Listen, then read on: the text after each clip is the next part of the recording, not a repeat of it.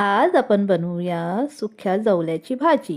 Coal मम्माच्या रसोईमध्ये तुमचं स्वागत आहे. सर्वात प्रथम पहिला जवला 2 ते 3 वेळा धुवून पाण्यामध्ये 10 मिनिटं भिजवून ठेवूया.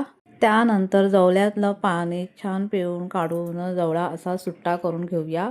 भाजीला लागणारे साहित्य 2 मोठ्या आकाराचे कांदे, 1 छोटा टॅमॅटो, थोडे काजूचे गर आणि थोडेसे कोकम.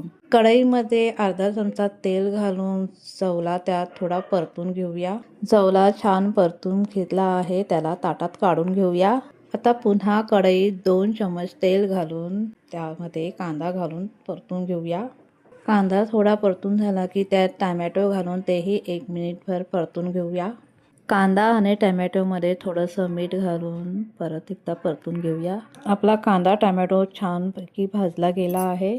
आता आपण जवला घालून 1 मिनिटभर परतूया.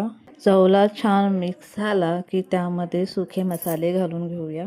मसाल्यामध्ये आपण घेऊया अर्धा चमचा हळद, अर्धा चमचा गरम मसाला, 1 चमचा धने पावडर, 1 चमचा लाल मिर्च पावडर.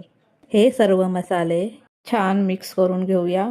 आता आपण जवल्यामध्ये थोडेसे काजूचे गर, थोडेसे कोकम, चवीपुरतं मीठ घालून छान मिक्स करूया. आता भाजीमध्ये चवीपुरतं मीठ, थोडंसं पाणी घालून छान मिक्स करून घेऊया.